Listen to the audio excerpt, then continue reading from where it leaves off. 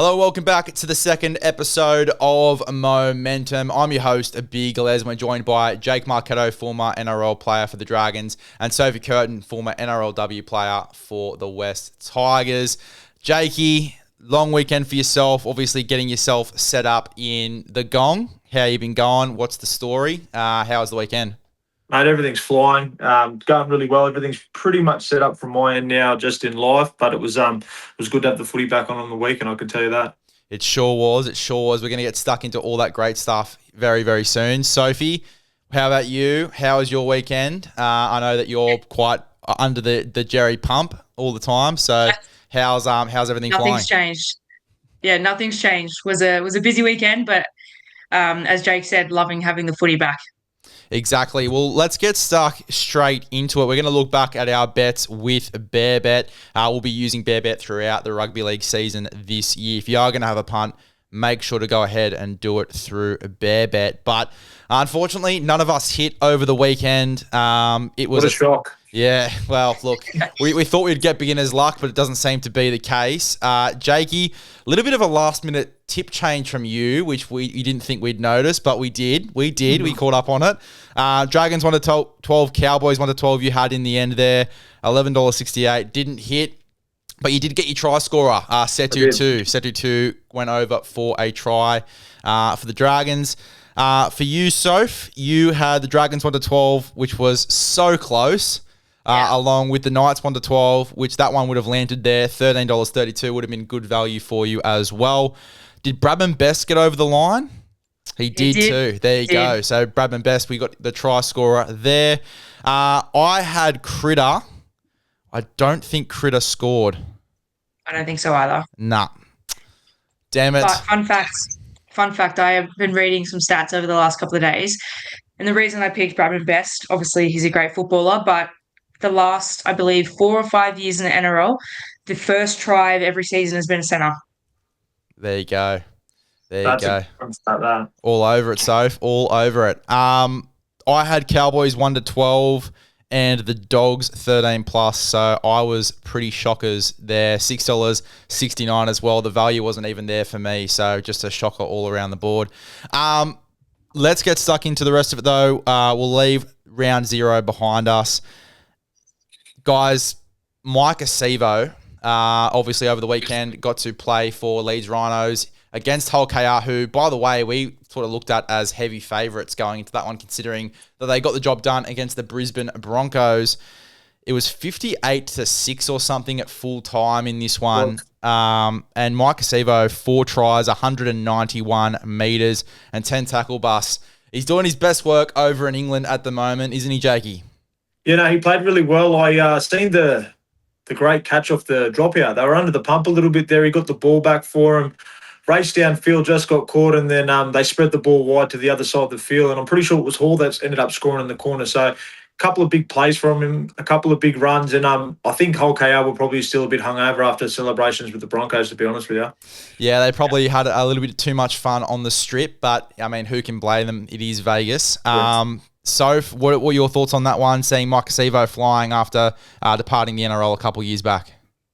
Well, obviously having, a pretty serious ACL injury and coming back from that, I thought that's a great return. And as you mentioned, playing in the Super League, sometimes ex-NRL players kind of disappear, but it's good to see him after, a pretty prolonged stint on the sideline to come back with a nice win and some really good involvement in the game.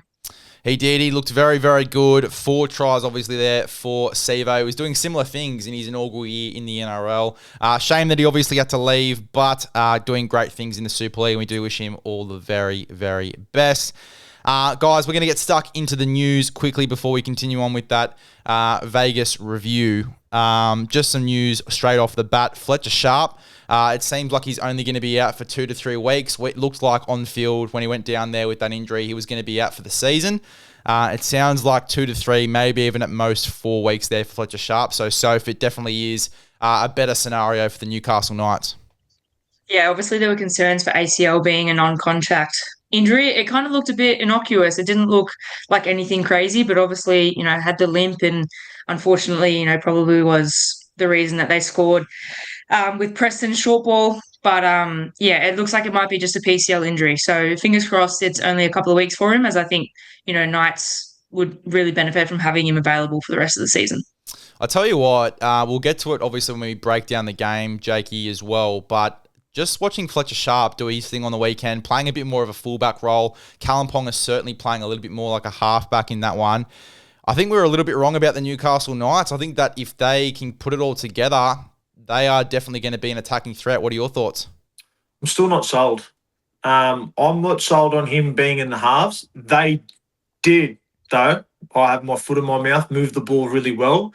But I think that was just due to the fact that Ponga just intentfully put himself into the game, into the right position to get the ball. He moved the ball really well. And as you did say, he was a lot of frontline halfback playing. He was getting the ball for first receiver a couple of times, which perfectly suited Brown because he was getting the balls at second receiver. So it'll be interesting to see how they use Sharp, because obviously now Smith has 2, 3, maybe 4 weeks to build those combinations up with Ponga and Brown. If they win a couple of games on the trot, you can't really break your spine up, I wouldn't think. But funnier things happen in rugby league, and I hope Sharp gets back on the field very soon. It is funny because, especially like as I was sort of alluding to before, the way Sharp was playing, he was playing a little bit more like that traditional fullback. He was around the back of play there, behind the ruck, just searching for ball. And Kalyn Ponga was doing majority of the kicking, and he was in the front line on those arrow sets as well, spreading out to either side.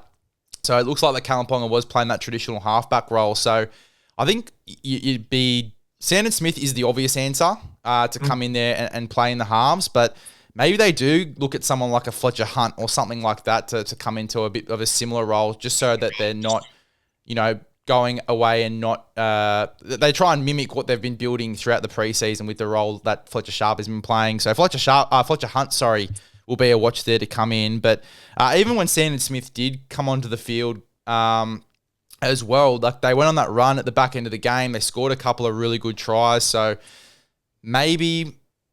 yeah, if Sandon Smith does have a good couple of games, maybe they do sort of start to reconsider how they put their team together. But yeah, we'll break it down a little bit more once we get to the review of the game, but definitely a massive watch. And there were a couple of them throughout Vegas as well. Some selections we didn't really expect. Guys, one that I wanted to talk about as well on the podcast was Jesse Ramian. Now, he has been linked to a move with the Melbourne Storm and the Manly Seagulls. Obviously a really good centre there for the Cronulla Sharks, a veteran centre. Big criticism around Jesse Ramian at the moment is his defence. It seems like that is what a lot of Sharkies fans are a little bit frustrated with, and even teams that I've sort of linked to him to in the podcast as well. Those guys are quite concerned around his defence. So, do you think a move to the Melbourne Storm and the Manly Seagulls would be a good thing for Jesse Ramian, a fresh start, new system, or do you think he should stay there with the Cronulla Sharks and, finish off the last couple of years of his career there? It'll be interesting. Obviously, you don't know what goes on behind the scenes, particularly in the NRL. There's a lot of politics involved. So whether the move is linked to just wanting, as you said, a change of scenery, or whether it's something a little bit deeper than that, might have an impact on his performance. But with the concerns of his defense, if he goes to Melbourne, I think any concerns there will be drilled out of him. Obviously, Bellamy is a very strict coach, and they're kind of prided on their defense and their discipline. So I'm sure he'll have an opportunity to improve that part of his game. But he's also going to have plenty of competition going down there. And if Melbourne is still looking, to sign Lomax, I think that might be put a hold on things there. Manly obviously haven't had a very successful few seasons. So leaving Cronulla, who have, been playing finals footy for the last couple of years, whether or not, I guess he thinks that there's more opportunity for him. If he's going to be playing consistent footy at Cronulla and, hopefully winning footy, it might be, a bit of a tricky decision for him. Yeah, look, it definitely will be. And I think it really depends on what the Sharks want to do as well, because they've got a couple of really good young backline players that they want to bring through. My sort of vibe from this, and Jakey, I want to get your thoughts, was I just had a feeling that Parramatta at some stage would get involved with this, because Ramian, experienced centre, not so much liked for Lomax, but certainly an experienced centre in our game, very close to Origin selection 2 years ago, and even a little bit last year. There were conversations there. Jakey, do you reckon that the Sharks might have a little bit of a last-minute ditch play to say to Parramatta, well, guys, here's Jesse Ramian, do you reckon we could grab Zac Lomax and maybe there's a deal struck there? Anything is possible. I think we'll see the dominoes fall once the court hearing with Zach finalises itself. I've sort of read today and heard a couple of things that it has the potential to not go to court and they can reach an agreement outside of the courtroom, which I think is a win-win for everyone. But as I stated before, I think we'll see the dominoes fall once Zach sort of lands where he's going to land, and that may cause a bit of a chain reaction in the player market. We will talk about Zach in just a moment. But yeah, look, I'm keen to see what happens here. It's not sort of the player that I was expecting to, I guess, become available as well. So if I think you're right, I think the Storm will probably land Zac Lomax, so I don't think that they'll be able to get Ramian. I think Manly's probably the more likely one, especially with Ruben Garrett going to the Sydney Roosters next year. They're in need of a centre. They can bring in someone who's quite experienced into that backline in the interim while they bring a couple of young guys through as well. So definitely want to watch there, Jesse Ramian. Guys, for the South Sydney Rabbitohs, Brandon Smith, 3 to 6 weeks with a calf injury. It's definitely not what you want to hear for Brandon Smith, especially with how well he's sort of come into the preseason and into this season as well. Looks very, very fit, firing and ready to go. But 3 to 6 weeks there, he's going to be out for. Jakey, what are your initial thoughts? That's a hard one to take too. As you were saying before, he looked very fit. And even when he was playing on the weekend, his service was very crisp. I noticed his passing. He got out for a couple of ducks, not too many runs. So I think he was more playing a distributor role for that game. It'll be interesting to see if they try to rush him back or they sort of get him back to full health and use up that 6-7 weeks and then sort of maybe even bring him back on through the bench. I'm not sure who will play 9 for the Rabbitohs, but they'll get a good little stint there with Brandon Smith out for the next couple of months or so. Well, they do have young Peter Mamazoulis there, who's been biding his time in reserve grade and just coming in and out of first grade, obviously more first grade last year. He'll probably get that starting role, I'd imagine. I think as well, if they do want to mimic the role that Brandon Smith was going to play, which was most likely going to be starting the game for 20 minutes in that 9 role and then moving into the middle. Maybe Bronson Garlick comes into calculations. So what's your line of thinking here for the Rabbitohs 9 role? Yeah, I definitely thought Peter was probably going to be, the first choice with Brandon Smith out. But I guess more of my concern is I don't want it to be a repeat of last year with the Rabbits. Obviously, they had, quite a number of injuries early on, and it knocked quite a few key players out for most of the season. We've already seen Jai Arrow having continuing problems with his shoulder. Obviously now Cheese with his calf, and Latrell going out as well. So I guess my concern more is around their injuries and keeping their key players fit and healthy to play. I guess I know it's early, but if it's happening now, I imagine midway through the season when they're 12, 14 games deep. So I definitely think Peter will be the first choice for hooker, but my concern is looking at the injuries in the squad already and seeing what they can do to hopefully rectify the problem and not have a repeat of last year. Well, it's funny you say that because behind the scenes, Isaiah Tass, who's been in and out of first grade the past couple of years, he actually did his ACL, so he's going to be out for the year. So there already has been 2 or 3 injuries in and around the camp, so it will be interesting to watch. As you said, Soph, I really do hope for the Bunnies it isn't the same story that we've seen the past couple seasons. And I think a lot of people, when they've done their predictions for the Rabbitohs, they've sort of looked at it through that lens because how could you not? It's been the past 3 years. But yeah, look, I hope it isn't. They've got a new S&C, strength and conditioning for those playing at home at the South Sydney Rabbitohs who are quite good. So that'll be the watch. You'd have to think then, if it isn't the S&C and they do have a couple more injuries, it probably is the training regimen. Jakey, what are your thoughts? If it's not the S&C, which it probably isn't, do you think it is the training ground, the training load? I guess Wayne Bennett, we sort of don't really have an idea of his coaching style and the training style and what they'd usually be doing down at the park. But what are your thoughts? Mate, it all comes back down to individual load, I suppose, with the training. He may have been doing all the right things on the field, but really pushing himself in the weight room as an example, and that could have loaded up his calf in different areas. He may have a bit of a throw out in his hips. He had done an ACL in the last couple of years, so that obviously hampers the way that you move and you run and how much weight you put through your legs. So it might be a little bit of niggle from those more serious injuries, just getting his body back into balance. but I hope he's back on the field sooner rather than later. Same here, mate. Same here. Speaking of blokes coming back from injury, Mitch Barnett. Obviously, throughout the week, some big news with him requesting and getting a release from the New Zealand Warriors. I guess first impressions on this one, obviously it is under compassionate grounds, and it is for family. He will most likely want to relocate around Taree, and will probably go back to Newcastle, is what I'm hearing. Another club, I guess, that would potentially make their way in would be the Brisbane Broncos. I think that makes a lot of sense with Payne Haas going to South Sydney. What are your initial thoughts, and where do you think he lands? I mean, it's frustrating for the Warriors. They've finally found their feet after, a difficult few years, and I think he played a massive role in that, obviously having played rep footy and being their captain and in the leadership role for a lot of those young players. I think they're really going to miss him come next season when he leaves. But yeah, I can understand why, and I can appreciate being away from family and from home is challenging, and for such a long part of the year.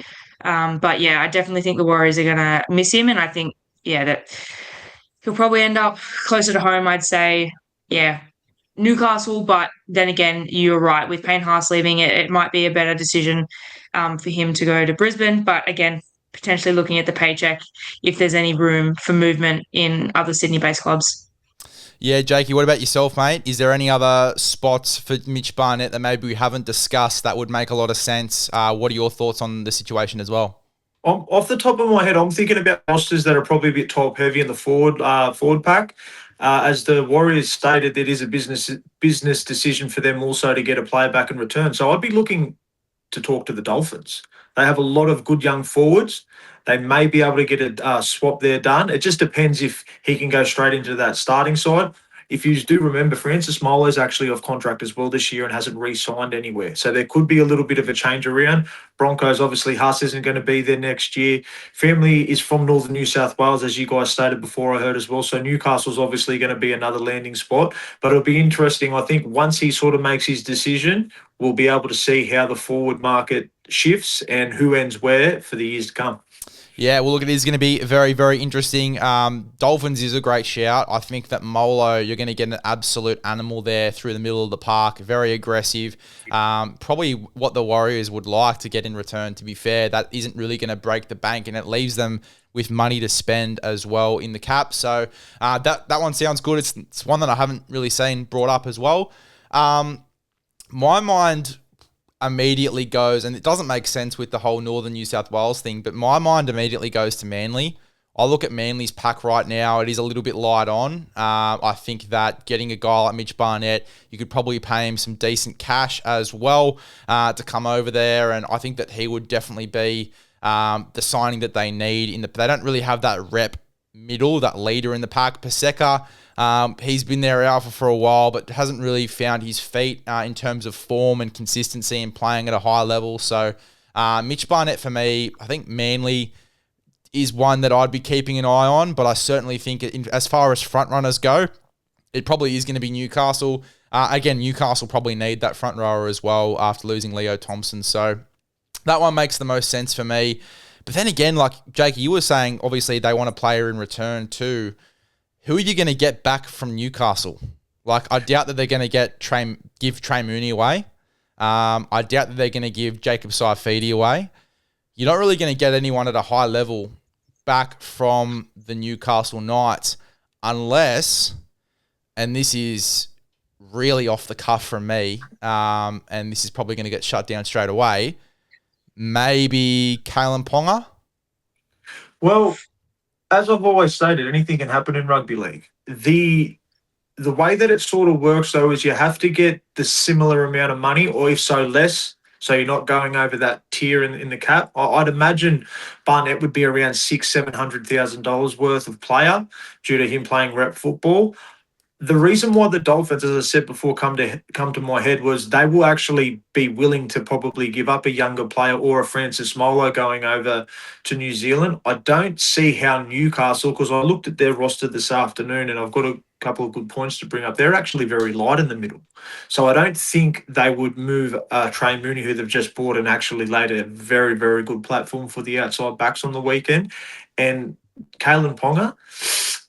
I don't know, but who knows? Soph, what are your thoughts? Yeah, you took the words right out of my mouth. I was going to suggest, Trey Mooney, but, obviously, being a young kid, it's his second NRL club. And obviously, only being there for a season, I don't know how likely he is to jump ship. But obviously, in the off season, there were some rumours about Kalyn Ponga shopping around. So, who knows where his loyalties lie. Yeah, well, look, that's going to be the big watch for me. As I said, I don't think Newcastle are going to be able to give anyone up in return, really. I don't even see Kalyn Ponga leaving, especially after the weekend. They looked happy. They looked really, really good playing. So, I just don't know if Newcastle are going to be giving anything back in return. But at the same time, for Mitch Barnett, with all the family reasons and whatnot, it just seems like it's going to be the place where Mitch Barnett lands. Now, obviously, the last bit of news here, we do save the best for last here at Momentum, Lomax. Obviously, a few updates on this situation throughout the last 24 hours. It looks like they were supposed to go to court today when we're recording this podcast on your Monday. Court was then adjourned because the courts found out that Melbourne Storm and Parramatta Eels had begun some further negotiations and look to settle this over the next couple of days. So for me, it reeks of Storm are going to have to pay Para some decent coin. They're not going to give any players in return, but I think that Parramatta are just going to end up giving Lomax to Melbourne, from my vibe at least, and the article that I was reading on this afternoon, it sounds like Melbourne Storm are just going to give them a big lot of cash. And then it sounds like Lomax will be heading to the Melbourne Storm. Soph, what are your thoughts on if Lomax goes to the Storm and what that sort of looks like for them? Look, I am a Lomax fan. I think he's a great player, and but I also am a person of loyalty, and playing out your contracts and things like that. Obviously, having left Parramatta and leaving St George, and then to go, my guess, obviously, to play R360, having that falling through. I don't know why you wouldn't just go back to Parramatta and finish out your contract there. And then when R360 eventually develops, then leave again, rather than obviously now having all of this drama with Melbourne, not having trained at all with the team or a squad during preseason and putting your performance at risk this year. I do feel for Parramatta because he did sign the contract, and obviously the details of that were that they had to agree with the terms if he was to come back to the NRL, and they obviously would need to negotiate money or a player swap. I guess for him to potentially go behind their back, there was rumours going around that, he was speaking with Melbourne before he'd even left Parramatta. So, yeah, I think it's a tough one. Obviously, having him at Melbourne Storm would be a great asset. They already have a couple aerial outside backs, so it'll be interesting to see how he fits in within the squad and whether he'll end up playing that centre role that he's always wanted to, despite being an Australian representative on the wing, or even if they move him to fullback now that Pappy's out. It'll be definitely very interesting to see if they can kind of mediate it between themselves without going to court. But I feel for Parramatta. Jakey, I do want to get your thoughts on that because I think Soph's made up a really good point regarding where Lomax sort of fits in. My mind immediately goes to left wing because Xavier Coates is going to be out for the first 3 months with injury. So I think that Melbourne Storm are going to try and get Lomax sooner rather than later. But fullback definitely stands out from watching, and it was only one game, it was a trial. We don't take too much out of trials, but just watching Falongo in the trials as well, just some of his movements. And then watching the games where he was playing on the wing and he was having a bit of a roaming license, he'd come in, those really good carries back out of his own end as well, and how dangerous he can be with his footwork. I do think maybe Lomax, the more I look at this situation, the more I think he might play fullback. But what are your thoughts? Lomax, where does he fit in? If he comes in early, how early do we reckon he's going to come into this side? I'd imagine they'll bring him in straight away. And I think, just looking at it, hasn't had a preseason under his belt. He may come onto the wing and just play himself into fitness and form. It's I've been listening to Peter V'landys sort of talk about it the last 2 weeks. I think behind the scenes, maybe the NRL have applied a little bit of pressure to the two clubs. I think due to, business is business, but I think it's gone a little bit too far now in regards to how we've seen other player swaps or clubs to let players go and get bought out and all that sort of stuff. usually happens pretty swiftly and quickly, and it's moved on. This has taken a bit of the dirty route. So it'll be interesting to see what sort of transpires after it, because the NRL did get subpoenaed. So maybe there's some emails in there that, they probably don't want the public to see also, in response to this situation. But all in all, I think if they can come to agreement, it'll be great to see Zac Lomax run out on the field for whatever team he ends up in. And I hope he starts the year well and can put himself back into the rep arena with, it'll be a great story, wouldn't it? No pre-season straight back into Origin. I don't think any player's ever done that in NRL history. So just adds to his resume, I suppose. It certainly does. It will be interesting to watch this play out over the next couple of days. And the interesting thing here that not a lot of people have spoken about too with this is the fact that the CEO for Melbourne's actually overseas and he won't be back until March 13th. So I don't think they'd be able to get Lomax in round one. It seems a little bit unlikely. I think it will be after the first couple of rounds, because he was also subpoenaed, I think, as well. But he won't be back to be present in court until that date. So that'll be interesting as well. But yeah, look, it is funny, as you were sort of alluding to there, Jakey, the fact that as soon as the NRL have been subpoenaed here, they've come in and, from what it looks like, and been like, guys, sort this out. We don't want to go to court. So it'll be interesting. It'll be really interesting to watch. It will be good to see Lomax back in the game. I know that there's a lot of Parramatta fans that are sort of sick and tired of this and are a little bit frustrated with the fact that they probably won't get much in return as far as players go, because it's only fair that they get fairly compensated as well for losing a guy like Lomax. But yeah, I do want to see Lomax at the same time back in the game playing rugby league. He's one of the best wingers in the competition as well. And potentially might be coming in to play a bit of fullback. We'll have to wait and see. But Lomax situation, sick of talking about it. Hopefully it gets sorted very, very soon. And that's where we'll leave that. Let's get stuck in to the player of the week, guys. And I'll let you guys pick this one. So, Soph, I might get you to announce our player of the week this week, your momentum at player of the week. Drum roll, I think based on, all of our comments and the performances on the weekend, Kalyn Ponga was a standout. So he's definitely, I think, the player of the week. He had, so much involvement in their attack, his kicking game, everything. He was all over it. And yeah, I think we can't look past him in terms of, I guess, the impact that a single player had on either of the teams from this week. Jakey, what do you make of Kalyn Ponga's new role? Obviously playing a little bit more of halfback in attack and then moving back to fullback in defence. Obviously, you were saying before you're not sold on the rotation. You want to see a little bit more. What is it that you want to see from this pairing and how their style of play with Fletcher Sharp in there as well, for you to be fully sold on the fact that they can probably be a real threat later in the year to maybe crack their way into finals? I'll break down what I meant by not sold. So we have Brown and Ponga. They're solidified first-grade NRL players. I'm more talking about Sharp playing in that very, very pressurised position. I'm not sold on him playing in that position as of yet. Now, as we've seen at the start of the game, it was actually working due to the fact of Ponga.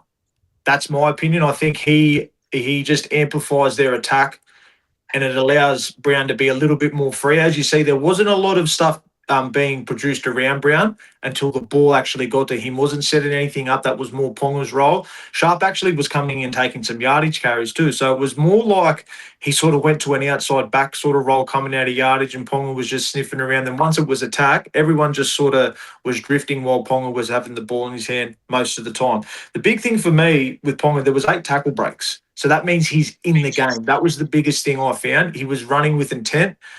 The try that he set up for Bradman Best, sniffing around that middle third, then as you see, he just explodes onto the ball and puts himself into the game. And that's what NRL fans want to see, Knights fans want to see, and obviously his teammates. Yeah, look, I sort of tend to agree. I think Fletcher Sharp in that sort of fullback role, roaming around the back, chasing kicks. It's dangerous. If they can really amplify that and get him to play that role extremely well, then I think he can be really good. I do think that fullback is Fletcher Sharp's best position, and it sort of allows him to play it without playing it, if that makes sense. He does obviously play that sort of fullback roaming role in attack.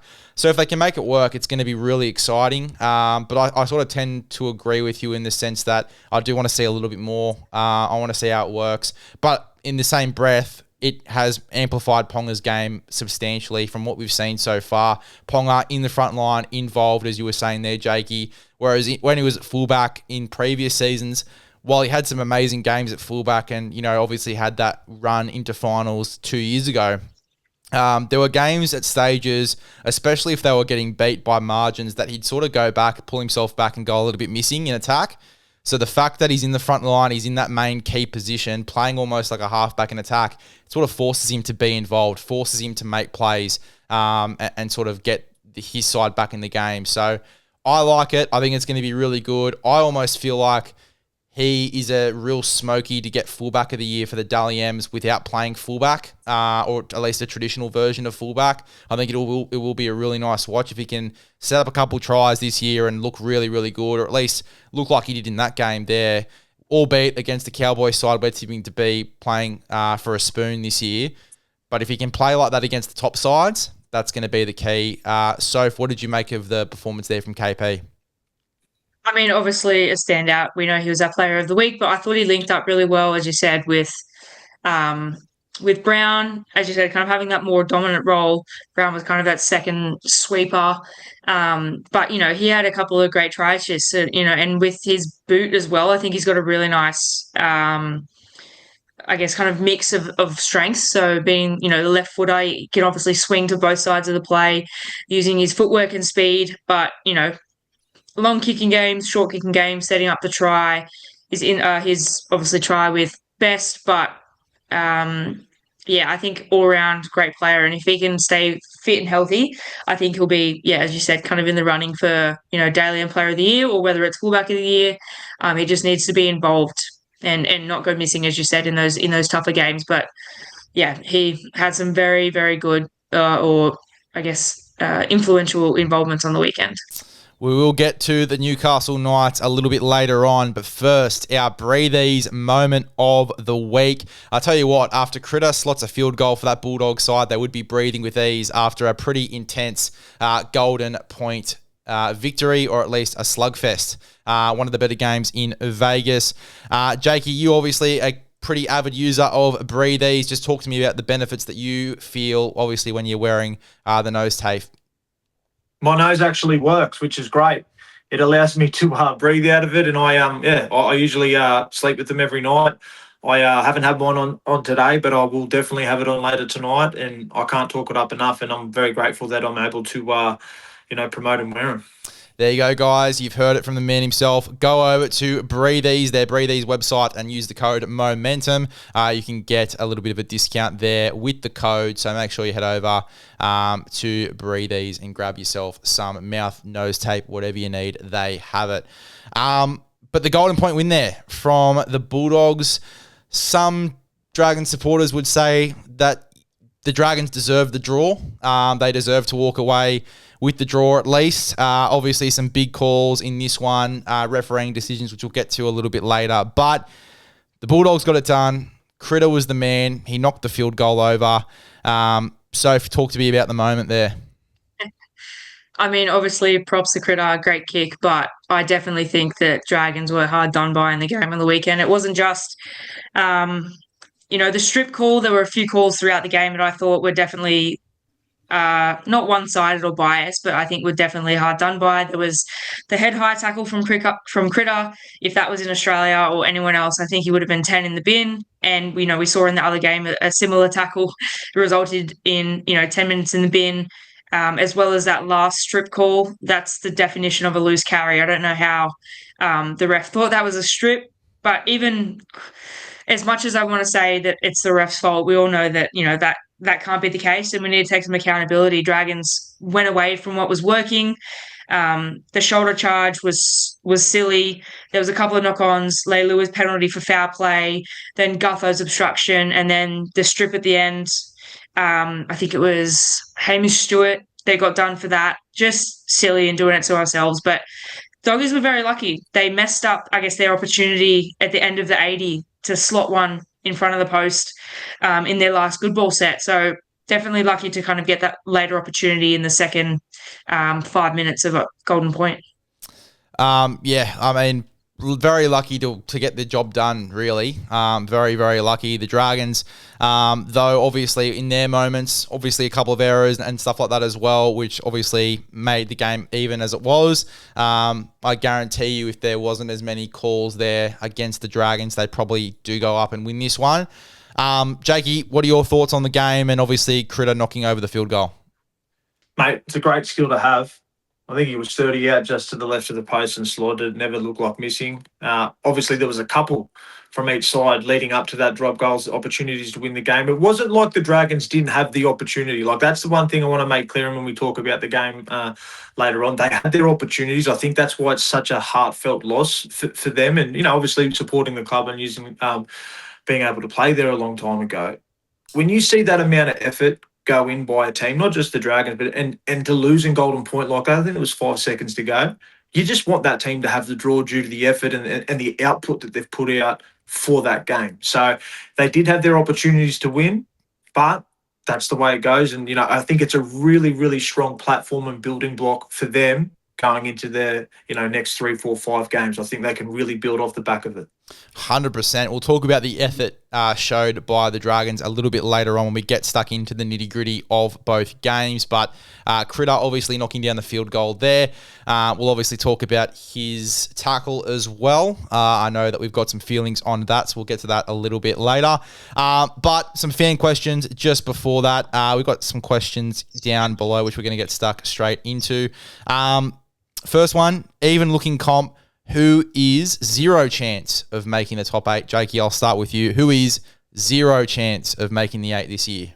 I'm just going to stick with who I picked to get the wooden spoon, which was the Cowboys. I know I tipped them on the weekend, but I specifically did just because I wasn't sold on Sharp playing in the halves. But I don't see the Cowboys playing finals this year. What about you, Soph?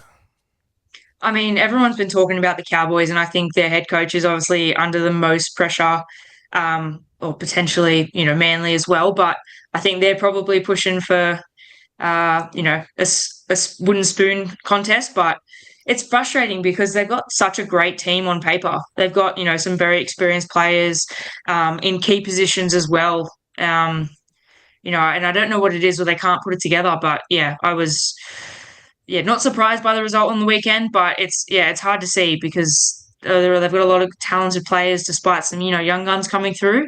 But yeah, I'd have to go with either them or Manly.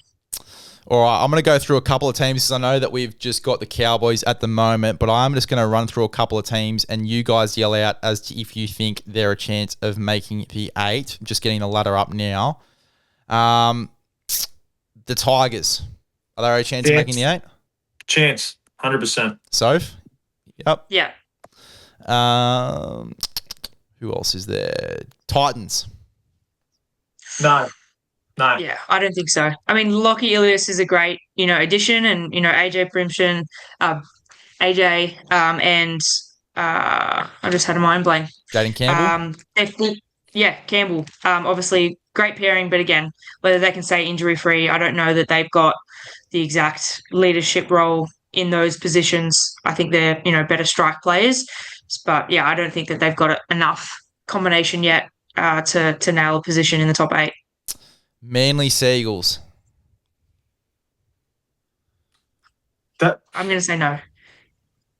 Any team that has a Tom Turbo in it, I think they potentially can scrape in to 8th, barring injury, but I would not be surprised if they played. I can't write them off due to that bloke and what I've seen him do on the rugby league field before, but I think a lot of their season determines on if he can play that, you know, 9 out of 10, 10 out of 10 rugby league week in, week out and play, you know, 20 plus games for him. Yeah, look, I tend to agree. I just also don't like the optics around Fogarty. I mean, we spoke about him last week. I just don't think that he suits the side at the moment. And then the last one here, Warriors. Yes. Yeah? Yeah, I think so too. Once Metcalf comes back, I think they'll do some damage. Let's get into Vegas. Obviously, longly awaited there. Sorry for dragging you guys through that one. Those guys watching on. But Knights and Cowboys. We'll start off with the Newcastle Knights. We've talked about the halves already, and obviously the fullback. We've broken that down quite a bit. So we'll leave that to the side. I want to talk about the forward pack. Now, Jakey, you were saying they're obviously a little bit light on this year. I tell you what, though, and even though, again, it was against a side that we're tipping for the spoon, I thought that stages Mooney and Saifidi were really strong through the middle. They laid a really nice platform for guys like your Pongas and your Browns and your Sharps, which, to be fair, was my main criticism. Would they be able to do that for them this year? They did it for most part of this game. Well, I want to mention exactly what you just said. Saifidi, Frizzell and Mooney. Like, that's your 8, 10 and 13. That can go to battle with any forward pack, starting forward pack in the competition, right? My thing is with where they're a little bit light, their bench, Sam Smith, half. Matt Croker, Toiler, great player, great team man. Just lacks a little bit of size compared to those other three who are starting. Thomas Kent's usually an edge back rower, has good leg speed and can mix it up in the middle. Again, not as big a body. And then there's Pasami Solo, is it? Yep.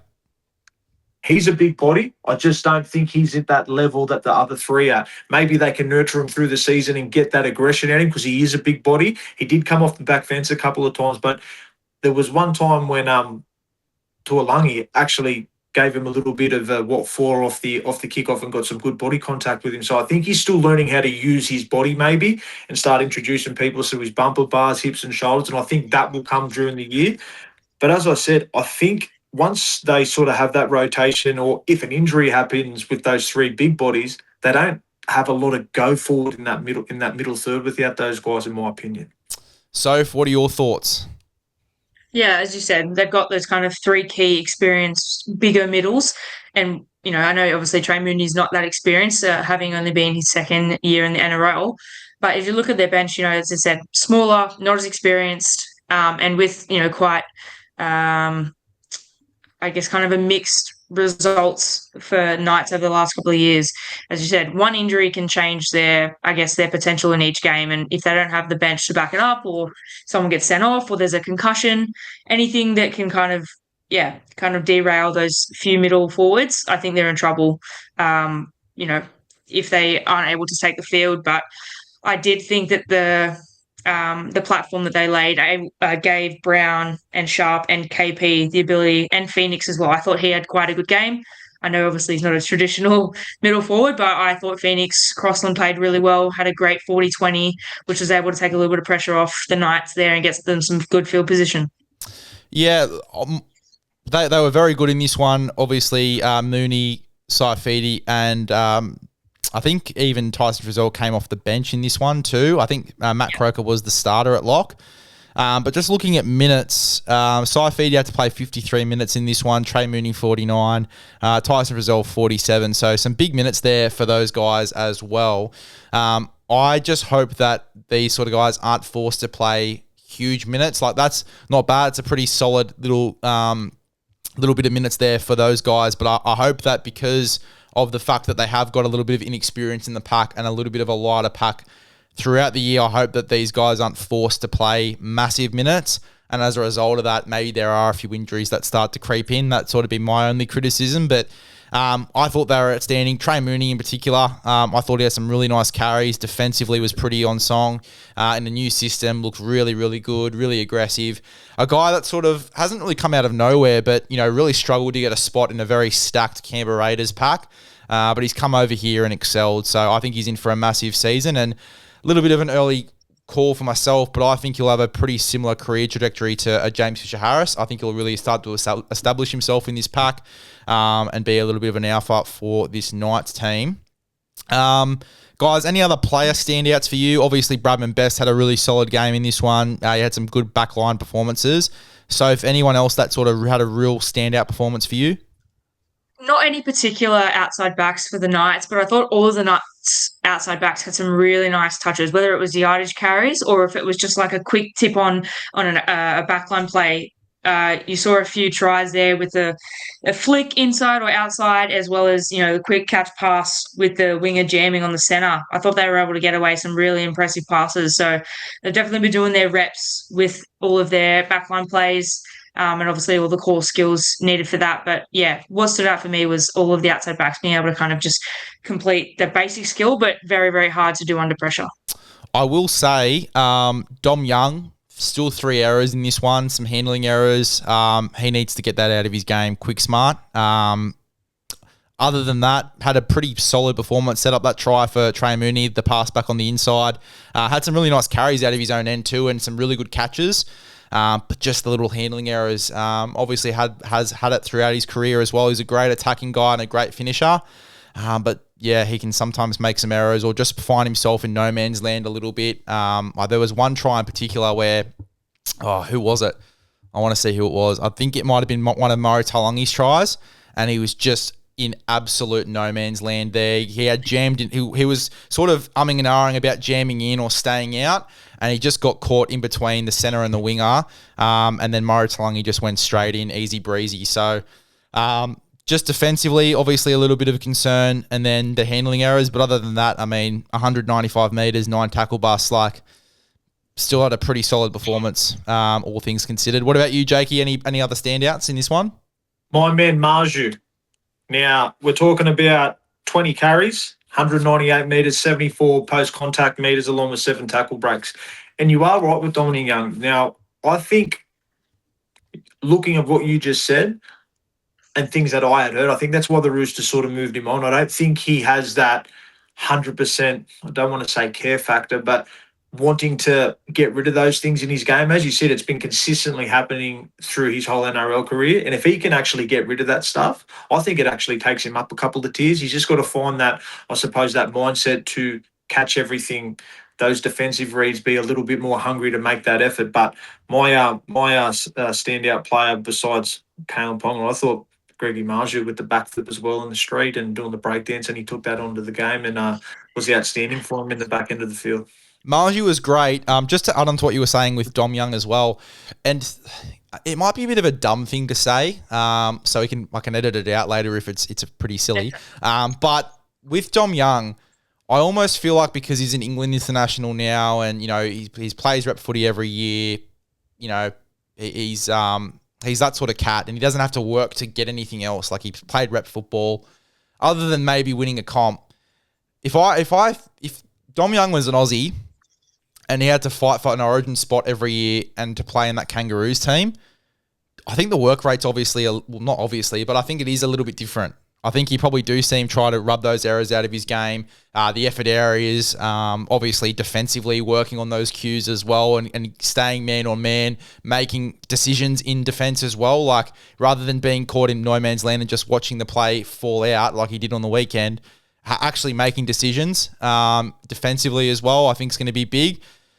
But I don't know. It probably sounds a little bit silly to the viewer, but I just feel like maybe if there were some things to work towards, if you had to earn an origin spot, or if you had to earn an Aussie Kangaroos jersey every single year and he wasn't guaranteed that England spot, he probably does go and try and clean those things up in his game a little bit more. And look, I love Dom Young. As I said, he's an attacking specialist, and I think that he can do some pretty incredible things in the game as well.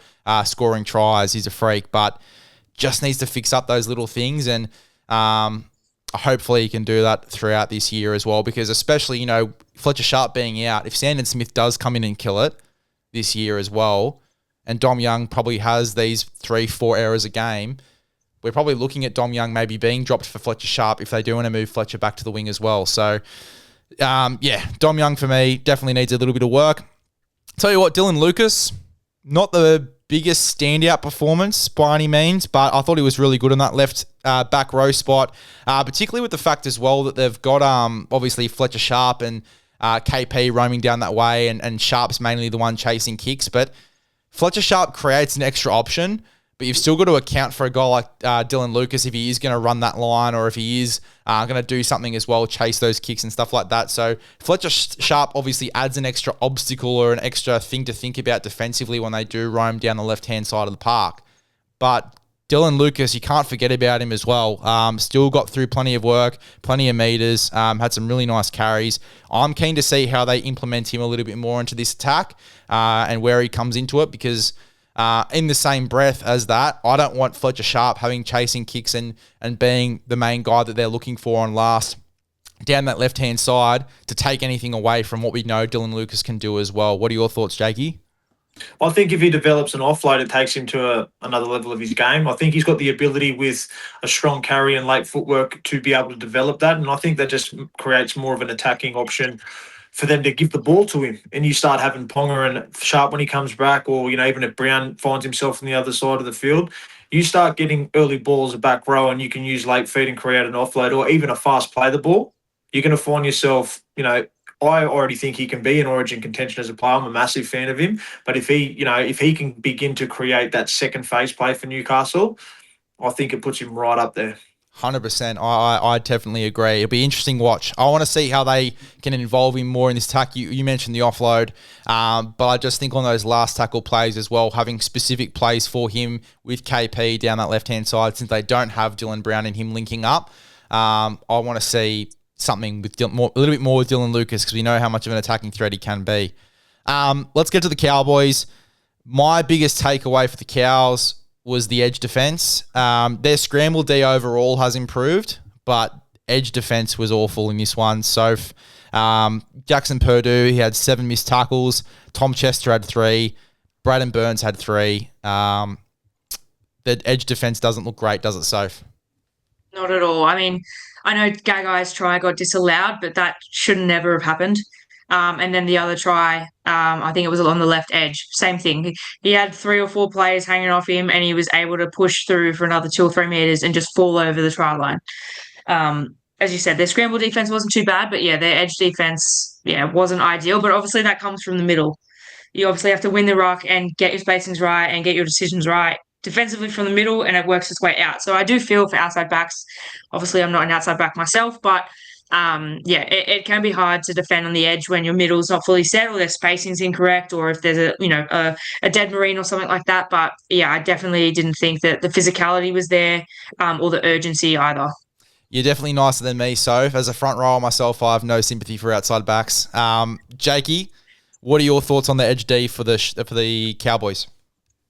It lacked intensity at times, but the Cowboys surprised me. They were actually in the game till about maybe, I think, when Best scored that try. I think that sort of set them apart. And Newcastle obviously got too much of a roll on, and Cowboys ended up shooting themselves in the foot. My biggest thing is Taumalo played 43 minutes. You got to play him 60. He is just a wrecking ball. 12 carries, 143 meters, 2 tackle breaks, and offloaded 19 tackles made, 2 misses, just under 90% success. Now, if you can see your front row putting those efforts in on your carries, let him rev at 10 and get to empty. He's a seasoned player. He's probably going to go down as their second best Cowboy of all time behind, obviously the other JT. He's actually asking in the media he would have it his way if he could stay out there longer. The coach at some stage has to not worry about his contract, because apparently that's the excuse. He wants him to be able to play for the whole part of his contract. Jason Taumalo has come out and said, well, if I don't make it to the end of my contract, so be it. I'd rather be playing more minutes. If your leader, if your guy that's been at that club for over a decade is saying that, as a coach, it's probably best to listen to your players and have that conversation and start to put him out there for those 50, 60 minutes, Allow him to burn himself out and go out the way that he wants. He may surprise you and play a great season. And that's what, those sort of players in the top echelon coming towards the end of their career. They need to find new challenges. So if you're going to soften it for them, that just disinterests them. If you allow them to push themselves, you may find something new for them to do. I do agree, but I also think as well with Jason Taumalolo, the injuries as well worry me a little bit. I want to see this effort from him in those 40 to 50 minutes week on week before I give him any more time. As much as I think he'd kill it in that time, and if he can play to this quality for that full 60, you definitely want to have him out there for that time. But I just look at the injuries, a couple of wrist injuries, lower soft tissue injuries as well. I just want to see him get through unscathed week to week in that starting role, playing for about 45 to 50 minutes, which I think is a similar time to what he was playing here, 43 minutes. I want to see him bash that out week to week before I upgrade that time. But I agree, if he can get that sort of activity out and if he does just go 110%, maybe he is Origin eligible now, so that'll be a watch. Billy Slater has some pretty wild calls. But yeah, we'll have to wait and see with JT. Hopefully he does have that output week to week. Guys, Jackson Purdue got a bit of a crack at fullback in this one. Obviously, defensively in the front line hasn't been great, and there potentially might be an injury to Scott Drinkwater with the rib cartilage. What were our thoughts in about the 15 to 20 minutes odd that we saw of Jackson Purdue at fullback, Soph? I had some notes on him as well. Obviously, Drinkwater going off to get the painkillers in his rib cartilage injury early on in the game, but I actually thought Purdue made a difference being more involved at fullback when Drinkwater went off. So I was impressed with obviously his performance there. But yeah, you're right. He obviously defensively isn't his strength. So having him kind of at fullback directing the team, I think, did well for him and potentially his confidence going back into the line later on. But yeah, I thought he was, I guess, a good replacement when Drinkwater went off. I do think we also forget with Purdue, he's actually never played centre or fullback before coming into the NRL. Like, he's always been a 6 or a 7 in reserve grade. So obviously it is a bit of an adjustment for him for sure. And I mean, it hasn't helped the fact that he's trained in the 7 sort of role all preseason, or at least where the 7 stands in defence in particular, and then going to the other side of the field and having to play left centre. Like, for me, it just doesn't make a lot of sense. I mean, with the optics around Clifford, if he was having a good preseason, I would have just kept Purdue and trained him up, put some size on him and train him at left centre. But yeah, it doesn't help that he's been training for the full preseason in the halves, does it, Jake?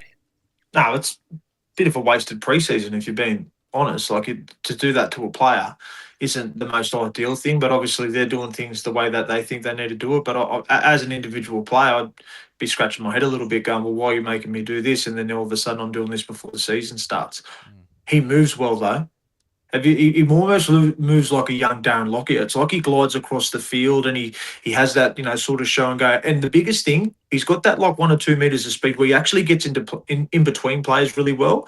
So as you said, Drinkwater may be out through college because that's a bastard of an injury. You literally, you can't get out of bed. You can't turn. Everything is just, your rib cartilage just stays sore for ages unless they just continue to needle it. But I'd imagine maybe resting it for 2 or 3 weeks to get the full season out of him may be the smarter move, and that gives him an opportunity. And I think with that opportunity, you may see, the positives that he does have in attack, and maybe he surprises everyone with how he can communicate the defensive line and, get the Cowboys that first win of the year. Well, they have also got Laybut to come back from suspension as well. They've got Viliami Vailea to come back from injury. So they've got their centres coming back. So they will have to make a decision anyway soon if they do want to move Purdue back into the halves or what they want to do there. I'd love to see him trialled at fullback. I think that there's definitely something there. Even though defensively it might be a bit of a risk to take with his defence so far, but I'd be taking that risk early on in the season just to sort of see what he's like in that fullback role. I think that it could work out really nicely. And as you said, Jakey, just the way that he glides and moves, there's definitely heaps of potential there for sure. My man, Helam Lukey, I thought he was good. Had that try on the right-hand side, but defensively was a little bit of an animal as well. Came in, put some shots on, 48 tackles, so he got through plenty of work there. Jakey, being a back row yourself, what do you like about Helam Lukey and his game? The ability to run different lines. He ran a great skip line, which got him over for the try. He has second phase in him. He's such a big body. And I think it's just about getting confidence back into that frame. I think he was in an Origin contention before he had a bad bad string of injuries. Maybe he plays himself into contention this year in some way because his athleticism as an edge back rower, I don't think anyone's really got a build like him. He'd be close to the tallest back row in the competition. Second phase is invaluable. If you're a back row and can do that, anything can be, played off the back of it. I rarely see him get put on his back when he has played. So, he's got it all there. It's just about now stringing those games together, building his confidence with his body. And hopefully he can, as I said before, help the Cowboys get on a bit of a win streak and see how they go for this season. What about you, Soph? What were your thoughts on Helam Lukey? Yeah, no, as you said, he runs a really nice slip line. Obviously, Dearden and him taking advantage of Sharp's injury and limited ability to defend. But yeah, no, as you said, young, plenty of potential, big, agile. He's got different elements to his game, as you mentioned, the flick pass, a little bit of footwork, having trouble getting him down on his back for a slow play of the balls, which allows, obviously, potentially a 3-on-2 short side with KP swinging around. And obviously, if he pokes his head through, able to get something away for him. But yeah, great potential. Speaking of back rowers, Sam McIntyre, that flick pass for Murray Taulongi's try. Unreal. Oh my goodness gracious. Are we sure he's a back rower middle forward? Because he's looking bloody good at centre. What about Sam McIntyre and that little flick pass there, Soph? Yeah, I had that as something to bring up as a highlight. I thought that was unbelievable. It was such, I guess, such a skillful thing to pull off. You can often see, as we did in that game, there was plenty of rogue offloads and a little bit scrappy at times with plenty of errors. But for him to have the confidence to pull that off on the left edge is impressive.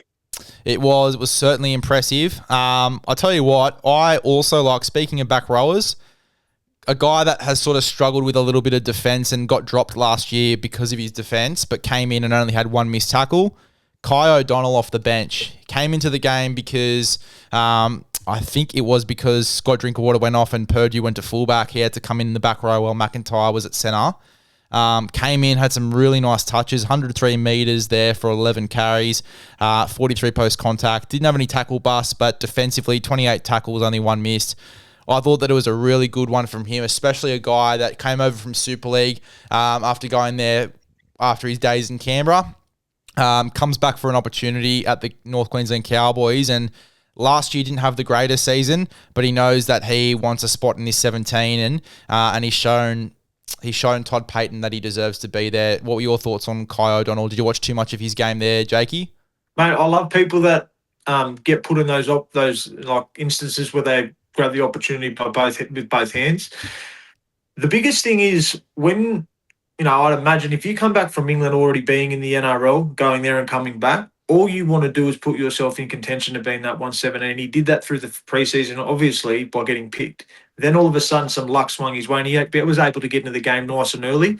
Some beautiful touches and showcase some of the skills, that he does have. So he can build again. It's only round one, and a lot of these players, but it's a good building base for him moving forward. I'd imagine that he'll be there next week, and then hopefully he can continue to build into the 2026 season for himself. 100%. We've mentioned him already, but Murray Taulongi, 2 tries in this one, 170 metres. He was a dead set animal in this one, so just scoring tries, looking good, and especially with Xavier Coates out for the first couple months and coming back around Origin, maybe Murray Taulongi takes his spot for game one. What are your thoughts?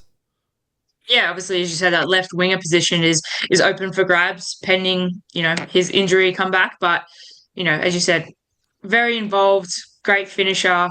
And if he can keep up, I guess, his performances potentially, despite obviously the Cowboys, I think, struggles for the next few rounds, I think he might be a standout in the team and be able to join, Dearden and the likes of those kind of players in Rep 40.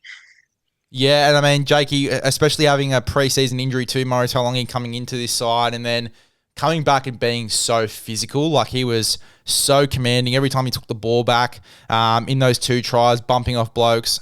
He was very good, Murray Taulongi, wasn't he? As I said before, he was very good. The contact off the kickoff on the big fella from the Knights who come off the bench, mate, he lent his body straight into him and he felt him. So once you start seeing, wingers want to get involved off kickoffs, you can see that their intent is to lift the team. Now, I've got no doubt he knows Xavier Coates is out for Origin 1, maybe at least, with that injury. They're funny ones, the Achilles. He started the season with 2 tries, tough carries, couple nice reads in defence, and being physical. That's what you want to see from your bigger bodies in the outside backs. And he, again, will build into the season, and he may see himself there game 1 Origin time if he stays fit. 100%. I guess the only other thing I had here for the Cowboys was the Braden Burns tackle. Obviously, he's going to miss some time with that. We'll talk about Critter a little bit later because you obviously want to draw a connection to the 2. But a little bit unlucky there for Braden Burns because he had a great game, didn't he, Jake? He did. That's just a penalty. Like we're becoming a little bit too fixated on whiplash. Sometimes whiplash happens. Sometimes the player's not as braced as he could be. and that affects how the body moves, how the head moves, and how the neck moves. Now, I want all players to be safe. Don't get me wrong, but we can't just penalise because it looks bad. If Braden Burns' shoulder directly hit him in the face, that's a whole different story. That's different. To me, by me looking at it, it looked like it was shoulder on shoulder. And the biggest telling sign is Ponga got up and continued to play.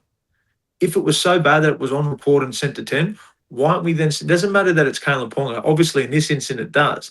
If you get hit like that, you have to go for a HIA. You can't have double standards. I understand you want to promote the game in Vegas. You want your best players on the field. I get that. I understand that. But this is where it annoys me, is if you're going to put these things and over-govern the game, be consistent with it. It is a little bit of double standards as well, and obviously for certain players making exceptions. If it was any other player, most likely they go off that head injury assessment after being hit like that for sure. So what were your thoughts on the tackle? And just what were your thoughts on the tackle, I guess? There's not really much else to... I didn't think he deserved to get 10 in the bin and, suspended if, as we look at Crichton, if I don't mind them being strict, but as long as it's strict across the board and everyone is treated exactly the same. As you mentioned, if it's a penalty and it even escalates to them being sent off or put on report, I feel like that player should have to go off for a HIA. And it's just unfair, particularly someone like Kalyn Ponga with a history of, issues with concussion and long-term concussion symptoms and things like that, for him to just stay on the field and no one to pull him off. I remember, I don't know if it was last season or the season before, it was like someone flicked you on the chin and you were sent off by the doctor. So again, I'm aware that we have to promote the game and you want your best players on the field, but the double standard there is ridiculous. It is for sure. Obviously, well, hopefully they take a little bit of an accountability as well and break it down why KP didn't go off. And I mean, again, we'll talk about Critter a little bit later in that tackle, but why they didn't send him to the bin and what the go is with him getting off scot-free at the judiciary as well. But yeah, look, Cowboys, still some positives to take away from this one. Scramble D was a little bit better. Taumalola was outstanding. Purdue looked okay at fullback. I even thought that Clifford and Dearden looked good as well in their set pieces as well, like something a lot of people won't really take too much out of from this game, but I thought that they looked quite good in their little set pieces. Jakey, Soph, any more standouts in this one from the Cowboys? Not standouts, but I did want to make a comment on the halves pairing and the spine. Obviously, rookie error, kicking it off dead off the kickoff. Obviously knowing that feels a little bit shorter and a little bit thinner. But he did have some nice touches. Obviously, you said he set up Murray's try with the nice grubber. But I did think that they needed to square up a little bit. I thought that they were kind of running over as in good ball. And also, it was interesting to hear some of the comments about Reid potentially overplaying his hand inside the 10 metres and kind of taking away from the halves pairings. What are your thoughts on that? He had 5 runs for 30 metres, so he wasn't doing overly a lot. In regards to running and coming out and drawing in defenders too much. I don't necessarily think he overplayed his hand. There were some times where he probably needed to just sort of pull back, but I also think as well, when the game's on the line like that and they are down by a significant margin, you've got to take chances. So, I mean, that's what Reid Marnie does. He comes out and he makes things happen out of 9. So, yeah, look, I don't know. I don't think he overplayed his hand at all. What about you there, Jakey? My last thing is they got to bring Sonny Luke into the team. They've actually got to play him. They played with 4 big men off the bench on the weekend. I just, is it Marnie? Marnie has to understand that for the team maybe to go a little bit better than what it did on the weekend, he may have to sacrifice 20 minutes. I just think Sonny Luke can bring a different dimension to them in attack. He's actually really strong, has a great pass, and he identifies weak defenders or fast play the balls really, really well. It's in the strength that he has. So I'm hopeful in the next week or two be able to get that opportunity, and I think they'll be better for it. We'll have to wait and see if they do decide to use Sonny Luke. I think it will be more of a game-by-game basis with the fact that they've named him at 14. They'll sort of suss out the game, and if Sonny Luke is needed and they need to give Reid a rest, then they've got him there. But I think with how teams are currently using their 6-man benches, I think it will be a game-by-game basis sort of thing with how they use Sonny Luke. Let's get to definitely the game of the day for me, the Dogs and the Dragons. Obviously the first Golden Point game of the year and only the second game of the year. Some really big controversies coming out of this one. But definitely an enticing game of football. It was definitely one that you were sort of glued to the TV, seeing all the little intricacies and what was happening. What were your overall thoughts on this contest, Sophie? I thought the Dragons had a really good game, as you said, obviously not getting the win, but I think they should be commended on their effort. Obviously some things that they definitely need to, fix up, but you could see that this game meant something to them.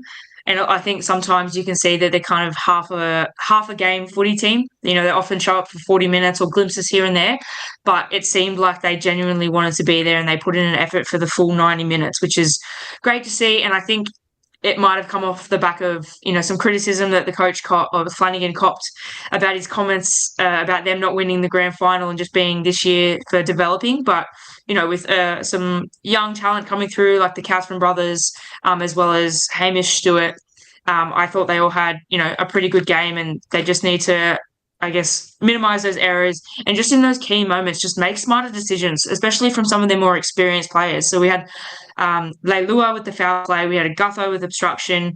We had, I think it was it Dane Gagai with the knock on? No, it was Sua. Yeah, Moses Sully. Yeah, Moses Sully with the knock on. So just some really, I guess, poor timings on things. But overall, I was impressed. And as we said, it was a bit of a shock having such a close game. What about you, Jakey? What were your overall thoughts on this one? Mate, I reckon it was a great game of footy. Both teams competed, as I said before, obviously went to Golden Point. There was patches of the game where I thought it could have gone either way, but the team just didn't take the opportunities that were put forward to them. The biggest thing I got out of the game, I had a look at this before when I was doing some research. Now, how far do you reckon Galvin and Burton were able to run on the weekend? What do you think their total metres were for each of them? I've actually had a look at this already. So, Sophie, I'll let you guess this one. I don't know about Burton, but I know that Galvin definitely took control. So I'd say his were quite high. But yeah, I wouldn't have a clue as in terms of distance. Galvin ran for 190 metres and Burton was 156. Yeah, wow. So that just shows to me that we weren't applying enough pressure in the Dragons, and Galvin and that were able to do things that probably a better defensive team wouldn't have allowed them to do. That's a lot of metres. That's like Galvin almost ran to the top metres for the game as a halfback. So, but the positive for the Bulldogs with that is he's taken the line on and taken the opportunities that are placed in front of him to take those metres up. I just thought the big thing for the Dragons was the Couchmans and Hamish Stewart. The Couchmans need to be playing every week. They bleed it. They bleed St. George Illawarra. The emotion they play with and the passion, that just filtrates through the team. And you want to play with blokes like that, and it's a privilege to be able to, as a coach, as a Flanagan is, to hand them the jersey every week because they're going to go out there and do a job. And Hamish Stewart has a very high ceiling if he remains fit and can build some consistency with his game. I just see that he, as they were talking about during the week, he definitely has the captain name tag written all over him in the next 2 to 3 years, I reckon. 100%. I think with the Couchman brothers as well. Sorry to cut you off. I just wanted to.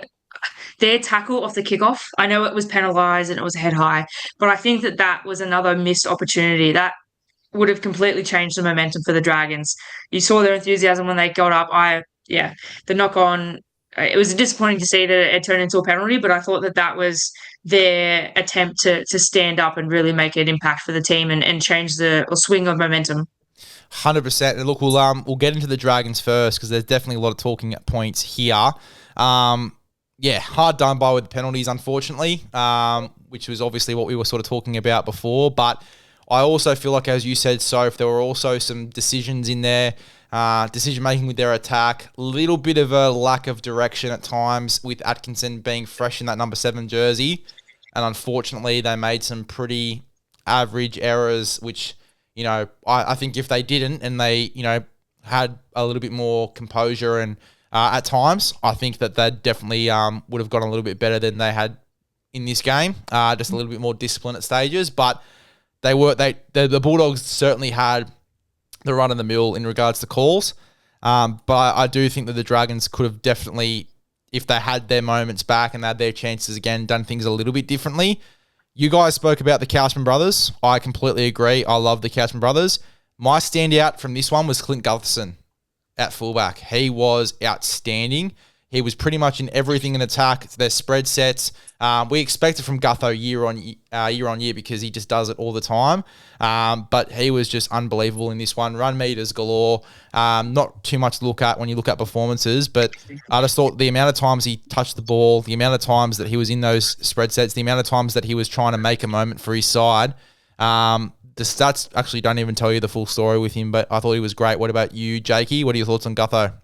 Well, I mentioned it the other week when we were talking about players that need, their teams dictated by how well they go. And Clint Gutherson was mine for the Dragons, and that's just because that's the type of player he is. He along with the Couchmans, in my opinion, he's the heart and soul of that team. And people feed off that and come off the back of it. He's obviously a very experienced player, and they're always going to be in contention with the way that he competes at fullback. In that position, he's showing up, he's popping up all around the ball. And as you said, putting himself in a position to get it off those shifts, that's very important. You want good fullbacks and obviously your captain of the team to be involved as much as possible. So I think with Gutherson, we're going to get those 8, 9, 10 out of 10s every week for him. It's about the other blokes feeding off that and putting in those efforts also. 100%. You talk about the fact that these guys feed off that energy and they, it fires them up as well, especially in the pack as well. You see your fullback taking 2 carries in a set. I think one of those sets he caught the ball and run it back, but then he also got in for another run following that as well to try and get a bit of momentum for his side. Gutho, ultimate competitor, did very, very well in this game.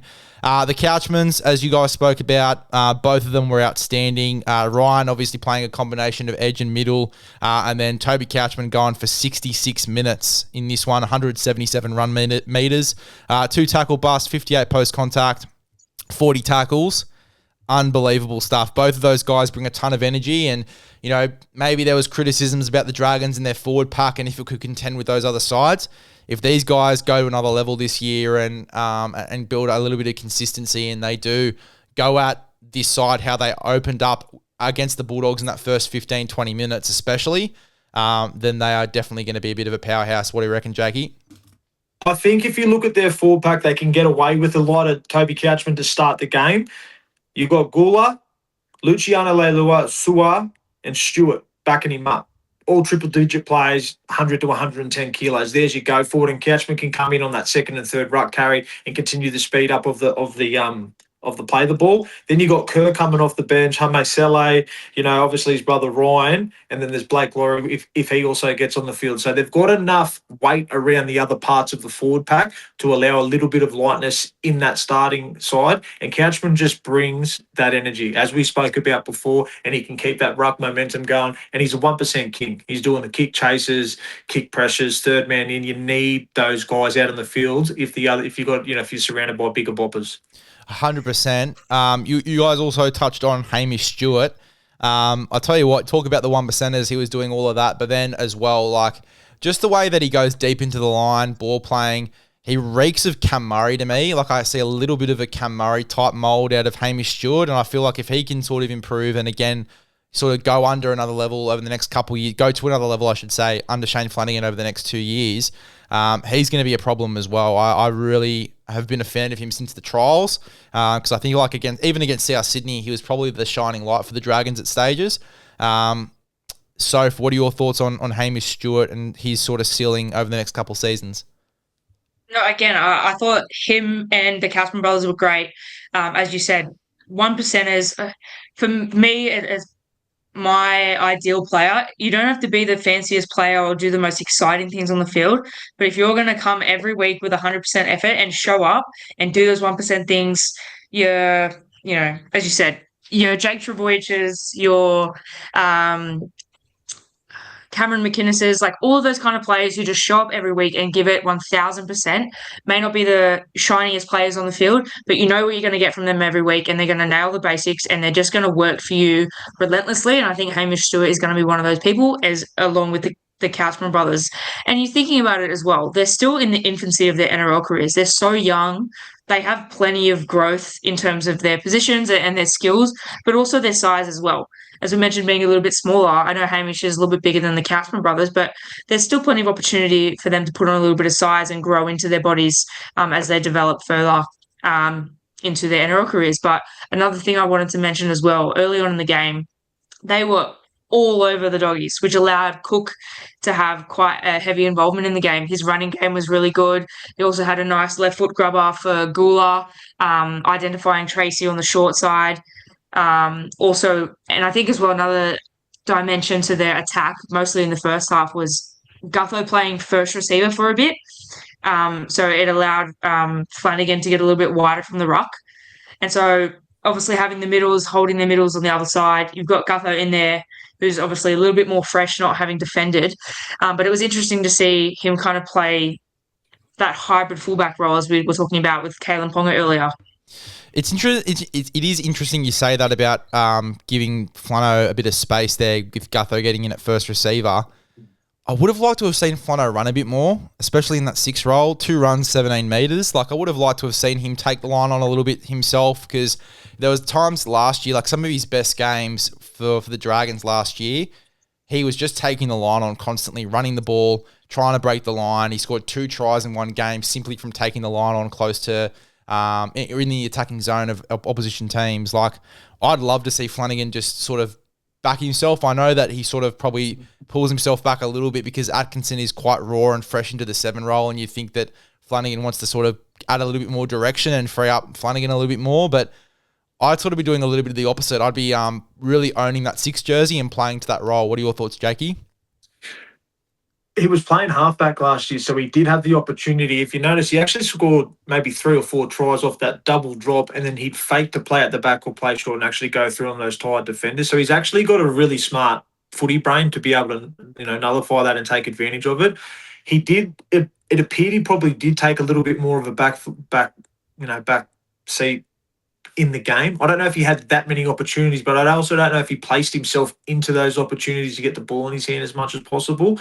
Maybe that was a bit of the game plan, because I did think Atkinson played really well. I think his kicking game early in the first half, as you could see, he was 40, 50 metres out. He was just plonking them, and they were landing inside the 10 for the wingers or the fullbacks to catch, and they were, more or less making the tackles in the same position or inside their 20. So his starter set kicks were really, really positive. I just think maybe they can begin to be a bit more harmonious in attack and share the ball around a little bit more.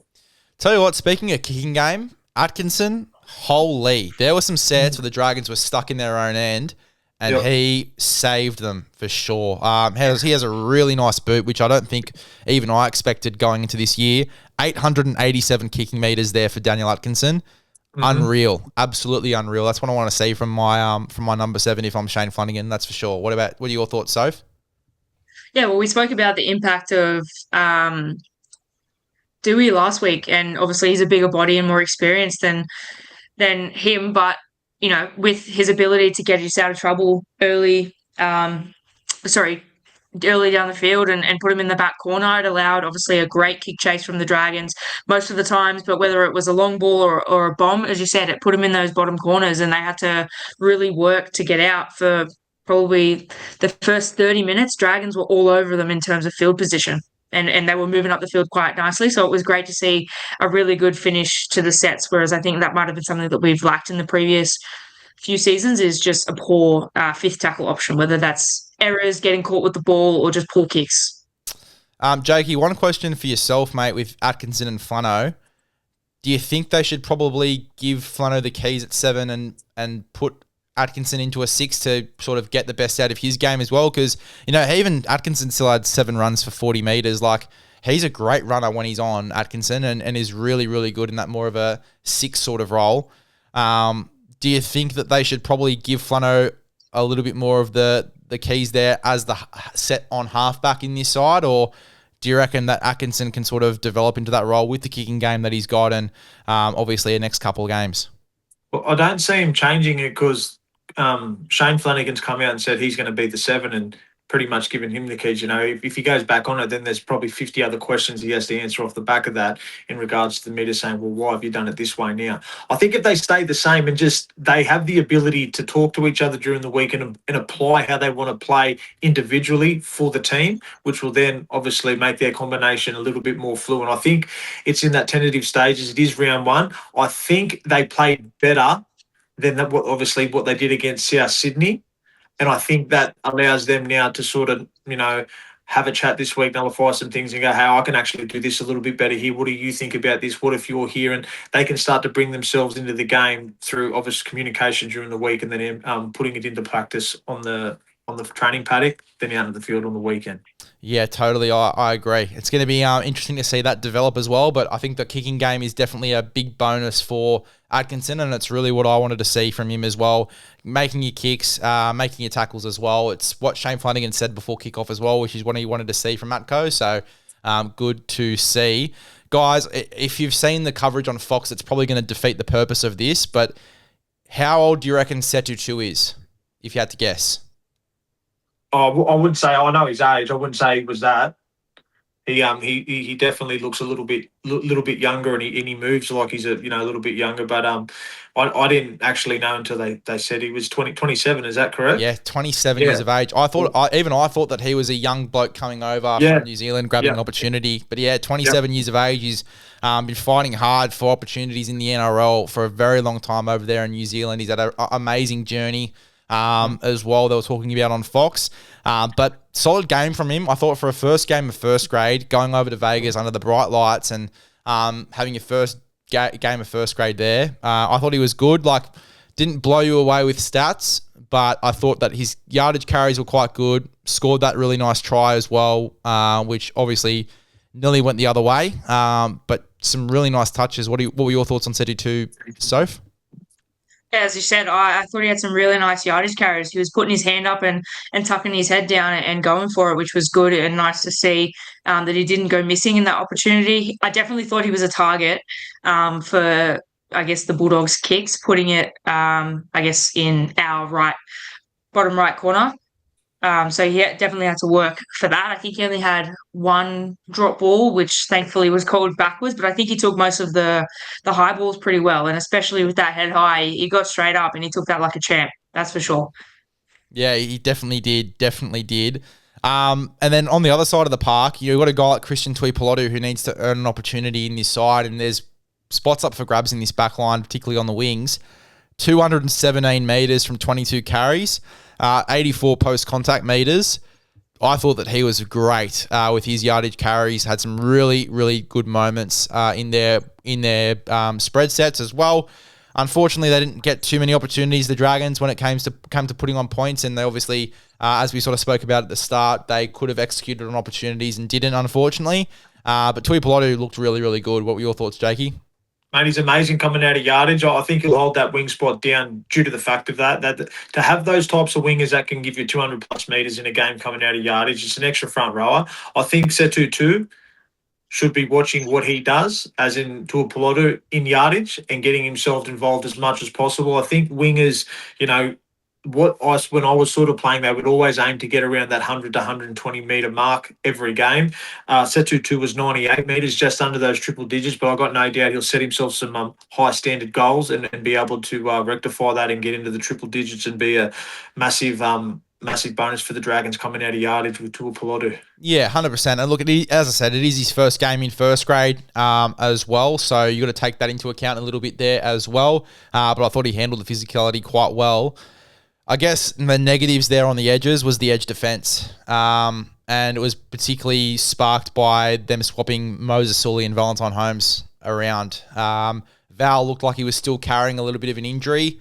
The 24-hour flight to Vegas probably didn't help that as well. But, Val Holmes, unfortunately, a really tough night defensively. He had 9 tackles, 3 missed, 4 ineffective. So, really, really tough night there for Val. Jakey, what were your thoughts? It's not a Valentine Holmes sort of statistic line, is it? When you say it like that, I think he'll definitely come out next week and rectify those missed tackles and ineffective tackles. He's too good of a player, obviously Origin and Australian player. I've got no doubt he'll bounce back and he'll be a massive asset for the season for the Dragons.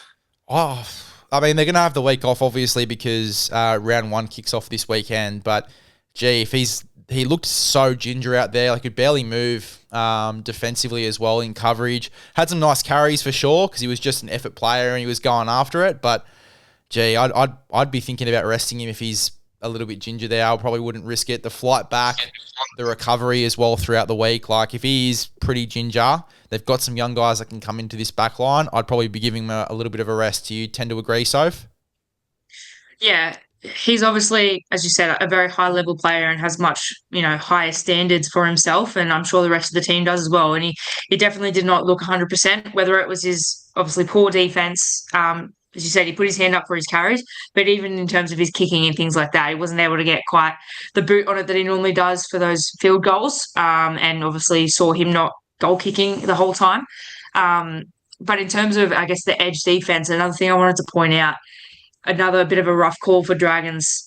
I thought the short ball to Preston from Galvin was forward for sure. It was obviously poor defense from Suwali and Flanagan on that other edge, but I definitely thought that ball was forward. What are your thoughts?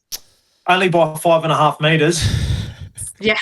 Well, they're over there in Vegas, guys. The gridiron career could be on the cards, so they're probably trying to work their way in. Nah, look, yeah, it was 50-50. I don't know. I know you guys are Dragons fans, so 50-50. What drugs are you on? Right.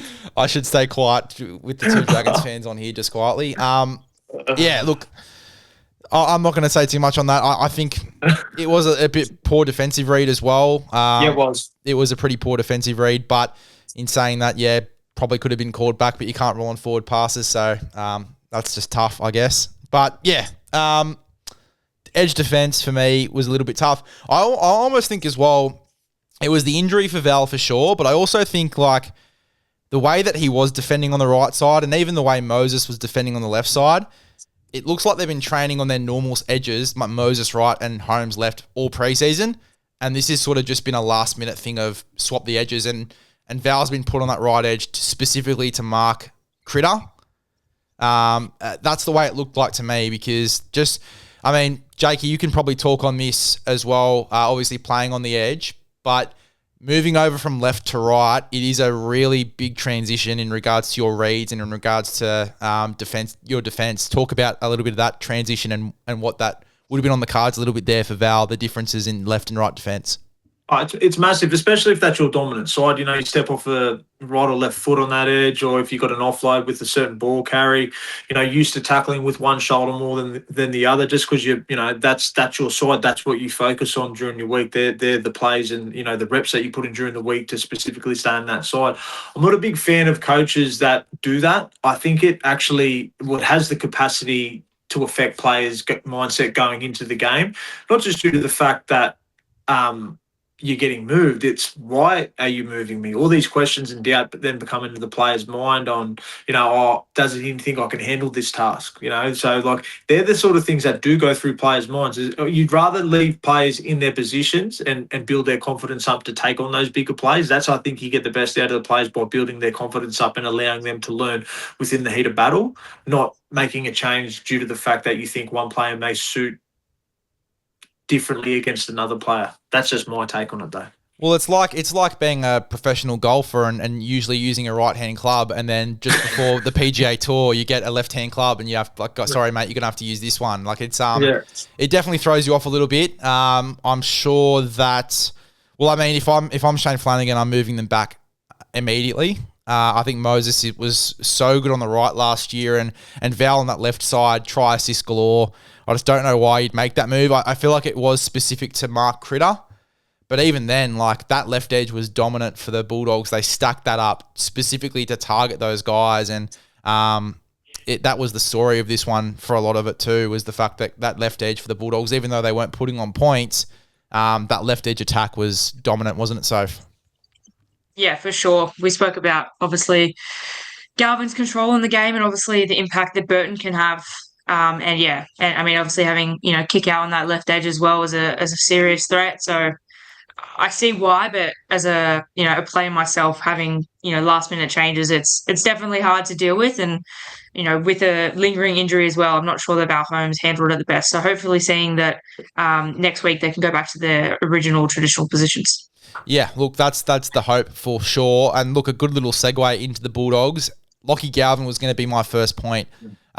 Someone that doesn't get a lot of raps. I know that because he's a young kid coming in, there's a lot of hype around him. Everything that happened with the Tigers, he tends to get a lot of hate. And people are very quiet when it comes to sort of calling out the good things that he does on field.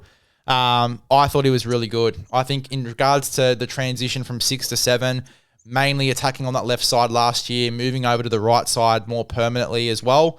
I took a lot of positives out of that. I think that him and Preston are going to build a really nice combination as they sort of work out, that little combo there, and obviously not throwing it forward, as you guys would say. But yeah, I liked it. I thought that Galvin looked really, really nice, didn't he, Jake? I think we're forgetting too, Galvin, obviously mid-season changeover. This is his first full pre-season with this roster. And as you said, the combination with Preston, all he literally did was take the line on and play short. And they just had the timing almost right. But to have the confidence to be able to do that is massive in your second full year of first grade as a half, And as you did say, like, a lot of criticism came his way, which he actually didn't deserve. That was the business part of rugby league. He obviously had some sort of input wanting to go to another place.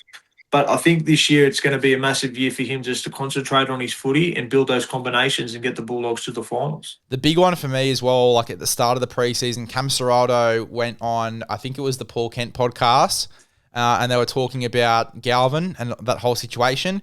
And the big takeaway that I got out of that when I sort of looked at Galvin and his fitness tests and all that sort of stuff and his preseason, Cam Serrato said Galvin's going to come into preseason as a new signing. He's going to come in, he's going to learn the system from scratch, he's going to learn everything from scratch, and he's going to build those combinations. I saw that from Galvin in that game, more specifically than anything else. He came in, he was very comfortable on that right-hand side.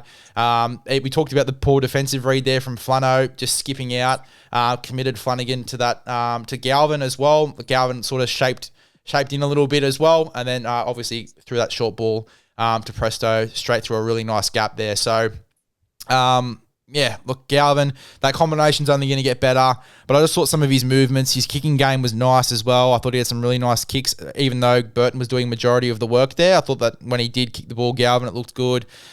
Spacing, obviously threw a couple of balls he probably wants to take back, but that's to be expected from a 20-year-old half, and the more that he learns and the more of these experiences he can get, the more first-grade games he gets, and particularly the more games with Preston he gets, I think that he is going to get better and better this year, and it's the edge, especially now that they've stacked that left-hand side. It's the edge that not many people are going to expect success out of, but I think the Bulldogs will get plenty of success down that right-hand side for sure.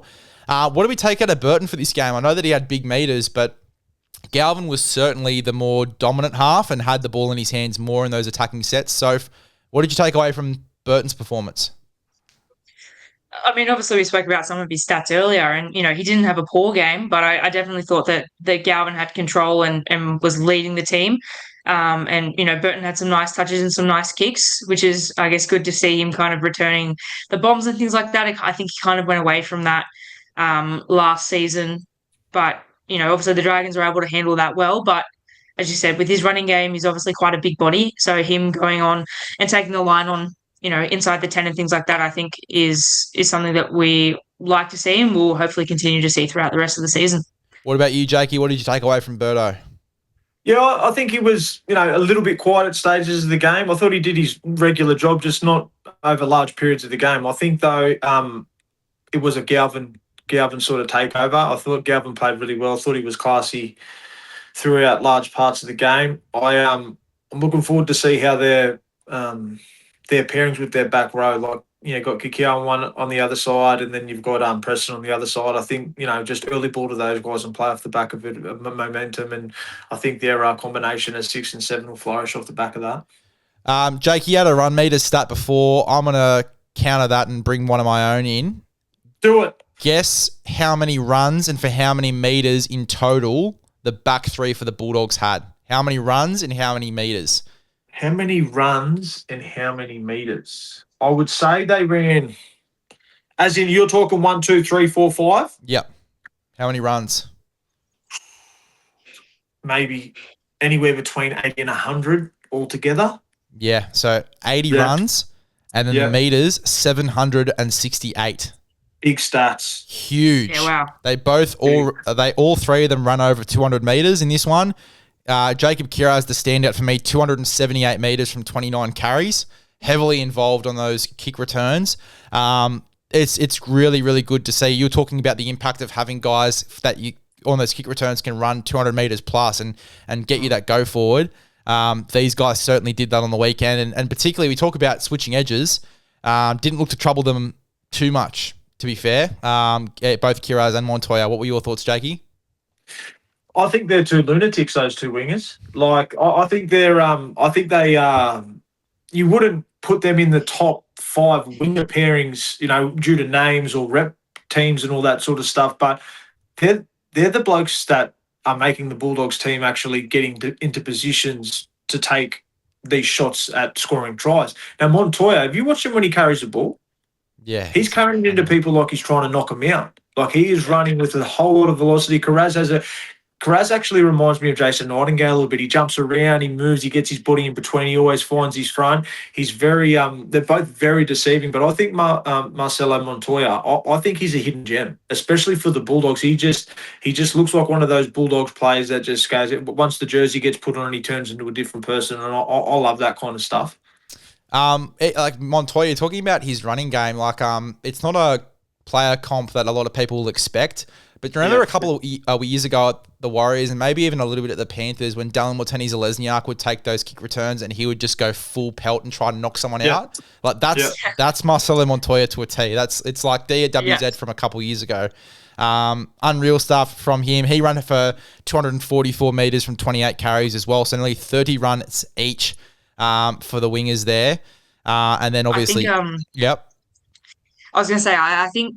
it was nice to see Crichton get involved in those yardage carries as well. Normally, obviously, he's a great player, obviously can kick, great attacking player, but I feel like he kind of goes missing sometimes in the work in the yardage. And, you've got obviously those two great wingers who are, a strong ball carriers, but it was nice to see Crichton get those numbers up, closer to those, 150, 200 metres versus, I guess, some of his games last year. He was only taking 3, 4, 5 yardage carries. And, that could be potentially, where they're kicking the ball and kind of isolating them and things like that. But it was really good to see, as you said, all of them get involved. And I think Tracy, I've always loved watching him play, even when he was at Cronulla. Not the biggest body, obviously not the most experienced, doesn't have too many, I guess, kind of accolades to his name. But he's just someone that shows up every single week. He gets the ball, takes plenty of carries, and isn't the biggest body, but as you said, kind of just tucks the ball and just puts his head down and tries to find his front. You actually took the words right out of my mouth with Critter. He averaged, I think, between 50 and 60 metres a game last year, and he ran for 177 in this game from only 14 carries. He was great when he had the ball in hand, especially breaking the line on that left-hand side as well. He was very, very involved there. I think a big part of that too is Viliame Kikau. He had a monster game in this one, and obviously had a little bit of a hand in those spread sets as well, getting the ball out to guys like Critter. But even Viliame Kikau, 17 runs, 195 run metres, 70 post-contact, 8 tackle busts, 2 line breaks, 17 tackles. Kikau got through a mountain of work. Jakey, what were your thoughts on him to start the year? They're going to play, way better footy the more times he gets the ball in his hand in attacking sets. He just disorganises the whole defensive line. You get him on a half or even another back row, and he just creates that friction, pokes his head through, plays with an offload, and 10 metres out, he starts running those skip or really hard inside lines. More times than not, he's going to get close to scoring a try, if not getting over the try line. So I think his big thing is just to stay as much as involved as he can, like he did in round one, and continue to stay like that up around 150 to 200 metres in that sort of area with his carries, and they'll win more games than they lose, the Bulldogs, with his involvement that high. 100%. Look, obviously a couple of forwards as well. We got to shout out the forwards here. Tupanua, I thought he was courageous. He got bashed a couple times from those Dragons forwards because they really put a target on him, considering that he's the guy that generally puts targets on others and tries to put a shot on. But he did get smashed a few times. But 54 minutes out there, Tupanua through the middle of the field, 120 metres, still got through plenty of work, 23 tackles, 0 missed. He was outstanding, absolutely outstanding. So, what were your thoughts on Toops? Yeah, no, even when he was at the Roosters, he is a very, very dangerous footballer with the ball or without it. As you said, always looking to put on those big shots, and is a very physical player. So it's great to see him, consistently playing very aggressive and very, I guess, productive footy.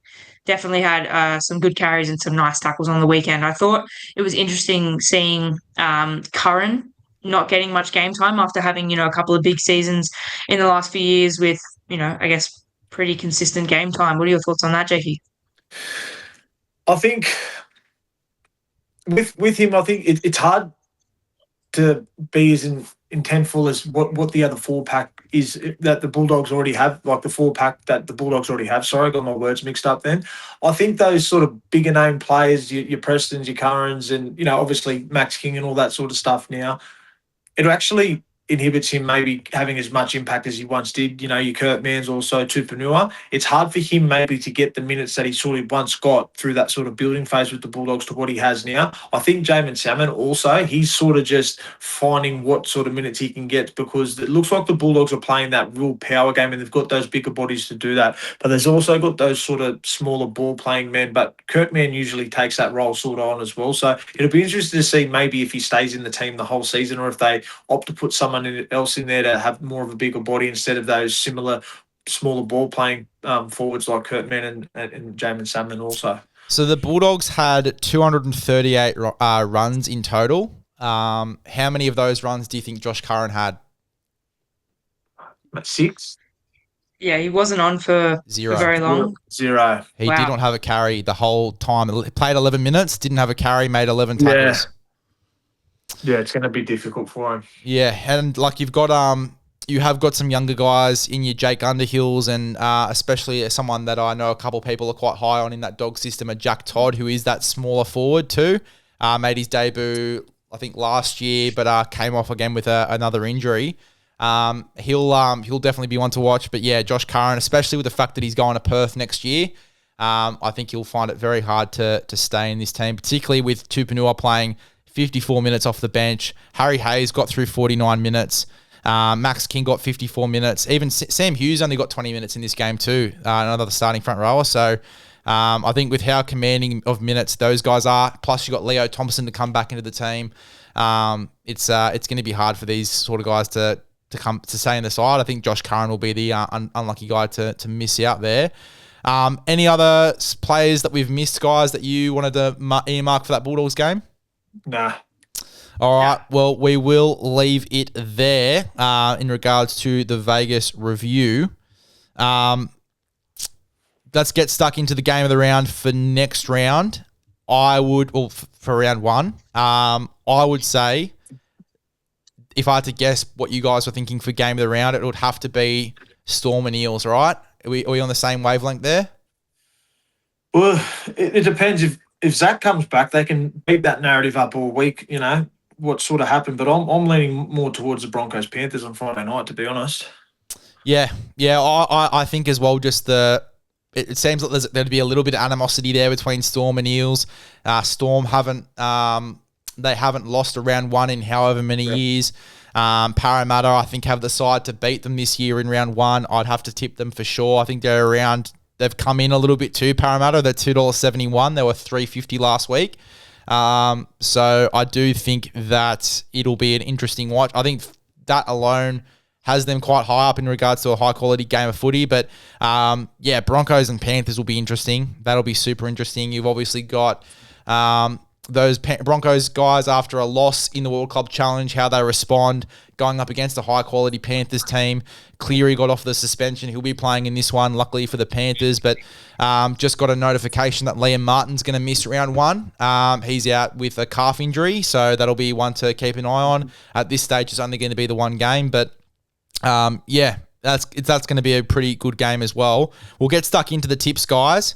And make sure if you are going to have a punt on any of these games, you do it with a Bear Bet. As I've said, they're going to be helping us out throughout the year in 2026. Thursday night, you've got the Storm, you've got the Eels. What are we thinking, guys? Who wins? I'm going Parramatta as the bit of an underdog play. What about yourselves? Soph, I'll start with you. Yeah, I think Parramatta is one of those teams that potentially with, not the best results over the last few years, has always come out fighting against those top teams, particularly Panthers and Storm. There's just something about Parramatta. They're always able to get the upper hand despite not being, those top 4, top 8 teams.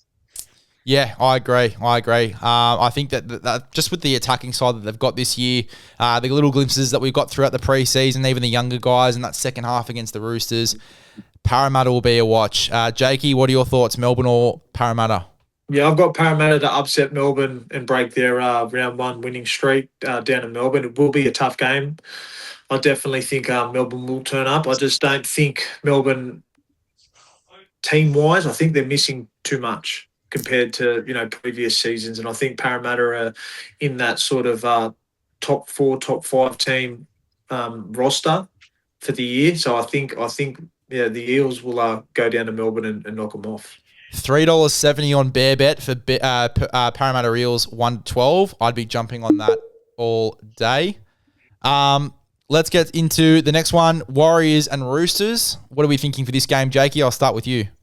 I'm going the Roosters. I just think the Roosters are humming. I reckon they're ready to go. I feel Cherry Evans will have his hand on the ball as equal amount as Sam Walker this game. I think Tedesco's the key for him, and I'm looking forward to see the forward pack battle between the Roosters and the Warriors. So I'm tipping the Roosters. Soph, what about you?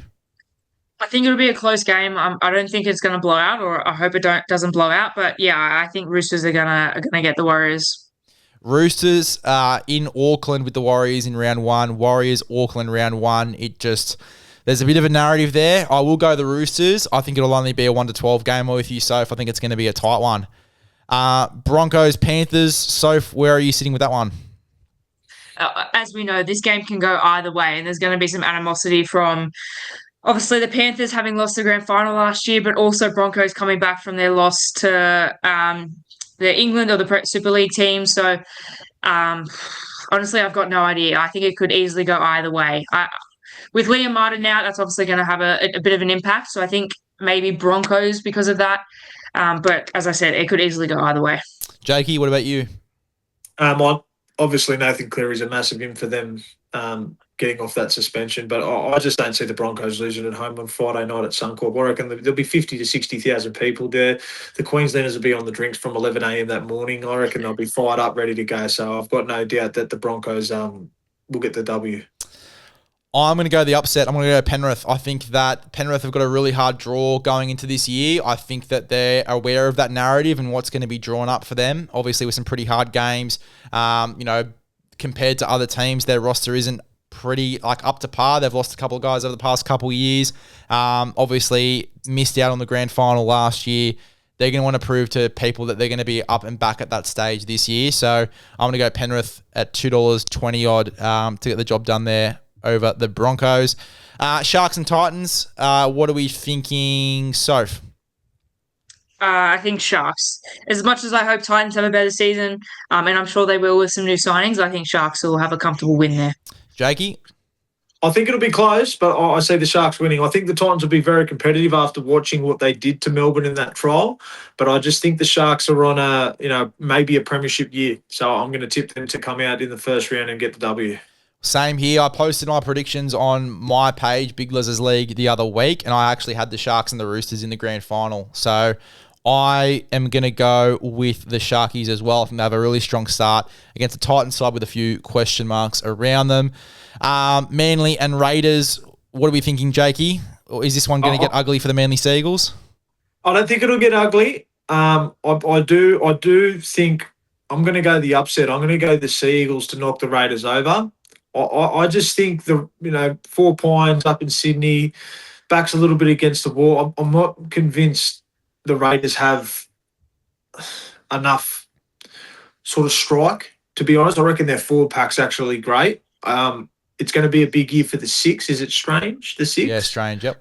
I think these sorts of games, he's going to get a lot of experience out of it because I think it's going to be tight. But I'm going to give it to the Sea Eagles to win at 4 Pines Park in Sydney.